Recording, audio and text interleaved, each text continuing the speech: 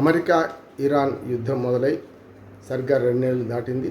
62వ రోజు చేరుకుంది. వాటికి 62 రోజులుగా ఈ ప్రతిష్టంభన అస్సలు అటు ఇటుగా ముడివిడ్డం లేదు.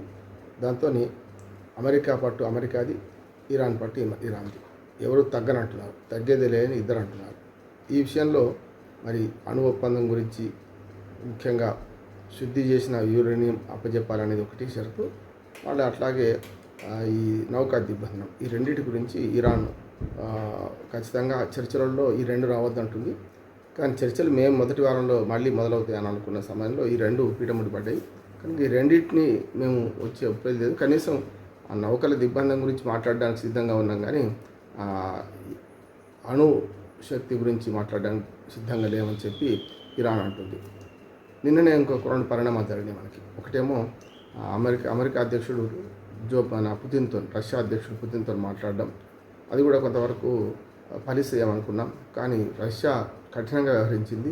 మీరు మళ్ళీ యుద్ధం మొదలు పెడితే మాత్రం రణరంగమే అవుతుంది, మేము ఇరాన్ దిక్కే ఉంటాం, సమస్య లేదని పుతిన్ హెచ్చరించడం. దాంతో తగ్గిన అమెరికా చర్చలకు సిద్ధం అంటుంది.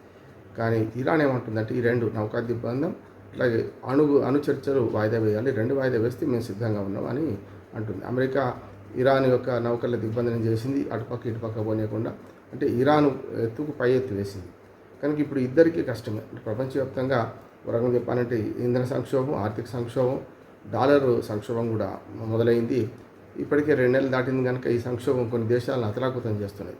మన పక్కన ఉన్న శ్రీలంక, పాకిస్తాన్, బంగ్లాదేశ్, దీంతో పాటు ఆఫ్రికా దేశాలు కూడా చాలా చెప్పుకోని పరిస్థితి ఉన్నది. కనుక మనం చూస్తే చైనా, భారత్ ఇట్లాంటివి కొంచెం అభివృద్ధి చెందుతున్న దేశాలు అయితే కొంతవరకు తట్టుకోగలుగుతాయి. కానీ ఇది కూడా ఇంకో 2 నెలలు అయితే ఇంకా కష్టమే. కనుక మొత్తం మీద ఈ చర్చలు ఫలిస్తాయంటే 3 రకాలుగా ఆశ అనిపిస్తుంది. ఒకటేమో యూరోపియన్ యూనియన్ సంబంధించి, బ్రిక్స్ దేశాలకు సంబంధించి ఒక ప్రయత్నం బ్రిటన్ మొదలుపెట్టింది.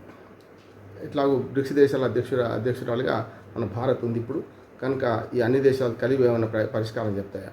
రెండవది ఏంటంటే అమెరికా అధ్యక్షుడు రష్యా అధ్యక్షుడితో పుతిన్తో మాట్లాడింది కనుక అక్కడేమైనా పరిష్కారం దొరుకుతుందా అని అంటే, ఇరాను వైపు పూర్తిగా ఉన్న రష్యా, అమెరికాకు ఇరాన్ పూర్తిగా వ్యతిరేకిస్తున్న అమెరికా, ఈ రెండింటి మధ్య చర్చలు మొదలైతే ఒకవేళ చర్చలకు ఏదైనా నాంది ప్రస్తావన జరిపితే పాకిస్తాన్ వేదిక మారి ఇంకేదైనా తటస్థ వేదిక ఎంచుకుంటారా అనేది కూడా నాకు అనుమానమే. తటస్థ వేదిక ఎంచుకుంటే చర్చలు పాకిస్తాన్ నుంచి కాకుండా భారత్ లాంటి తటస్థ వేదిక నుంచి చేస్తే ఖచ్చితంగా ఫలితాలు వస్తాయని నేను అనుకుంటున్నాను. అంటే తటస్థ వేదికగా ఎట్లా ఉండాలంటే ఉభయ కుశలోపరి, ఇద్దరికి కూడా అవసరమైతే బెదిరించాలి, అవసరమైతే బతిమిలాడాలి, ఇట్లా ఉండాలి. కనుక ఇప్పుడు మొత్తం ప్రపంచవ్యాప్తంగా అటుపక్క ఇటుపక్క చీలన సందర్భం చూసుకుంటే అటు చైనా కానీ రష్యా కానీ ఇరాన్కు సహకరిస్తున్నది, ఇటుపక్క అమెరికా ఇజ్రాయెల్కి సహకరిస్తున్నది.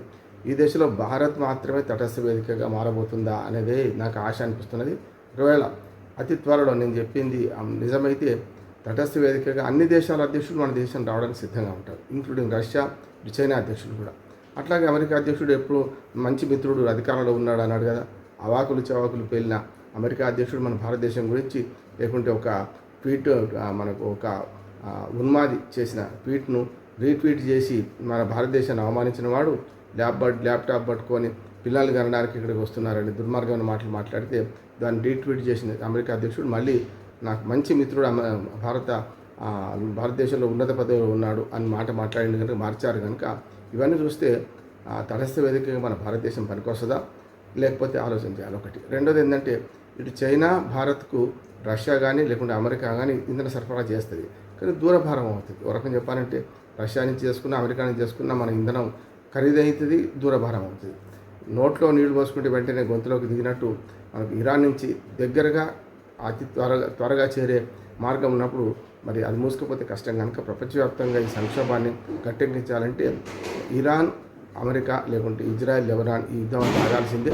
అట్లాగే ఇజ్రాయెల్ కూడా తన పట్టును సడలించుకోవాల్సిందే. అన్నిటికంటే ముఖ్యం ట్రంప్ చర్చలు అంటూనే హెచ్చరికలు చేస్తున్నాడు. ఇప్పుడు చర్చలకు వచ్చేటప్పుడు హెచ్చరికలు చేయదు కదా. అంటే హెచ్చరిక చేస్తూనే చంపేస్తా, కొట్టేస్తా అని చేస్తూ మళ్ళీ తెల్లారికల్లా కాళ్ళబేరానికి వస్తున్నాడు. కనుక అమెరికా అధ్యక్షుడి ట్రంప్ ద్వంద్వ వైఖరి వల్లనే ఒక రకంగా చర్చలు విఫలమవుతున్నాయి. ఇటు పక్కన మొండివాడు, రాజు కంటే మొండివాళ్ళు బలవంతుడు కనుక ఇరాన్ కూడా అదే పని చేస్తున్నది. తాను ఏమాత్రం వెనక్కి తగ్గేది లేదంటుంది, చూసుకుందాం అంటుంది. కనుక ఈ దశలో మరి పట్టు విడవరాదు అన్నట్టు ఇరాన్ ఉంటే మరి ఇటుపక్క అమెరికా పట్టుబడుల మధ్యన ఎవరైనా ఆదుకుంటారా, వే అవుట్ ఎట్లా దొరుకుతుంది అని అమెరికా ఆలోచన చేస్తుంది. దానికి సరైన పరిష్కారం అది త్వరలో జరుగుతుందని ఆశిద్దాం. ఈలోపు పీఠముడి ఇంకా బలంగా పడకముందే మరి అమెరికా కూడా కొంచెం తగ్గాల్సిన అవసరం ఉన్నది. ఈ రెండింటిని నౌకా దిగ్బంధం అట్లాగే అణు చర్చలు వాయిదా వేస్తే తప్పనిసరి చర్చలకు సిద్ధం ఉంటుంది. ఎక్కడనో దగ్గర ఒక టేబుల్ మీద కూర్చొని చర్చలకు సిద్ధమైతే బాగుంటుందని నా ఉద్దేశం.